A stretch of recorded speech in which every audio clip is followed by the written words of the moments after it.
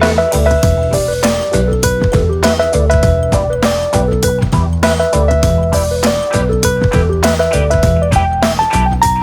up, guys, and welcome back to SoberTube. Today we're going to be talking about the difference between abstinence and real recovery.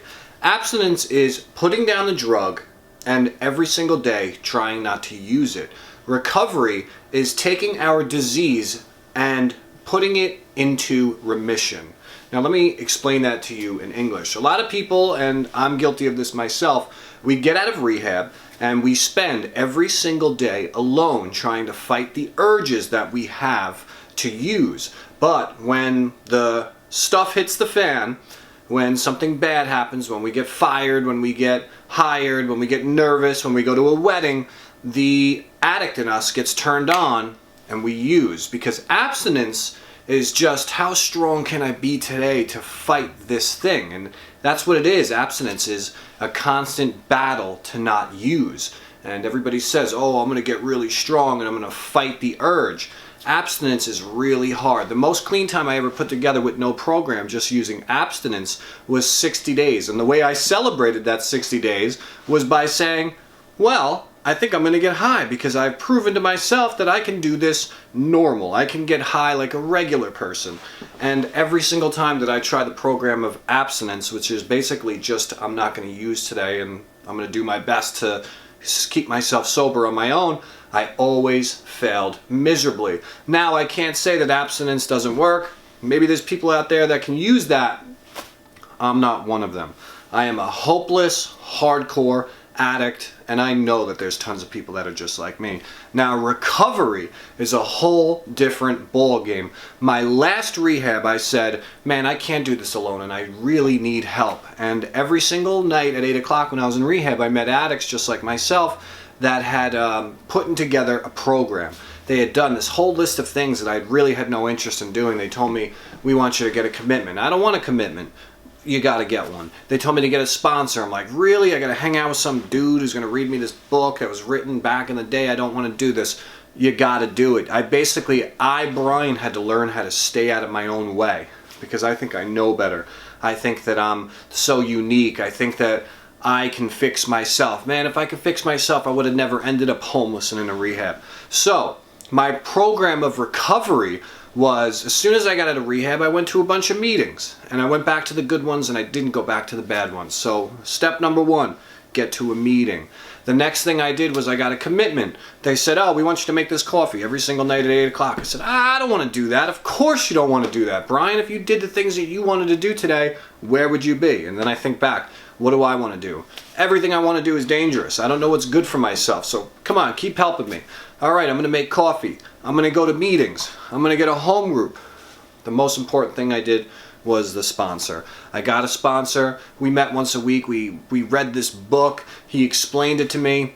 And I thought, well, once I do my 12 steps, that's it. I'm done. I graduated. And no, it wasn't true. I had a bunch more stuff to do. Now, my program today with 7 years is very similar to my program that I had when I had 1 year and when I had 6 months clean.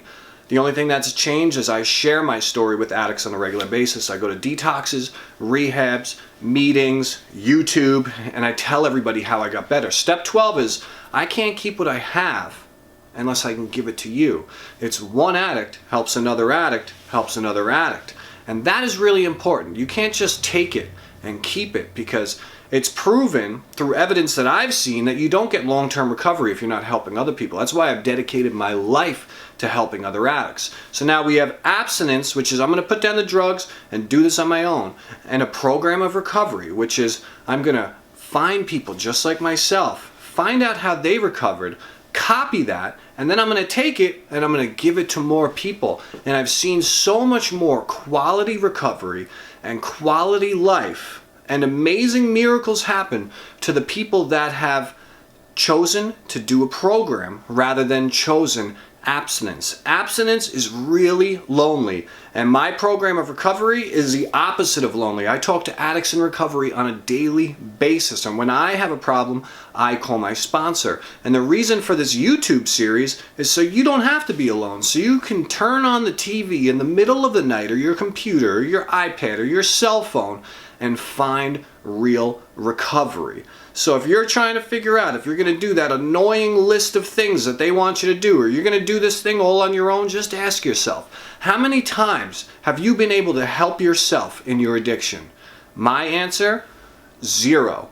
How many times have I, Brian, gone through this program of recovery, a real solid program, and has it worked? All I can tell you is that it's given me 7.5 years of excellent life, and it could do the same for you. There's no difference between me and you. If I, Brian Gordon, can recover, so can you. It's really just how hard are you willing to work to get what you need. Remember how hard you worked to get high. I remember doing an amazing list of dangerous things every single day just to get my drugs or my alcohol. Imagine putting all of that energy into your program. Imagine putting all of that desire into a program of recovery. If you work as hard on your recovery as you did on getting high, you're guaranteed a great life, and you probably have nothing to lose. So once again, my name is Brian. Thank you for stopping by SoberTube. And how hard are you willing to work to change your life? Welcome to SoberTube.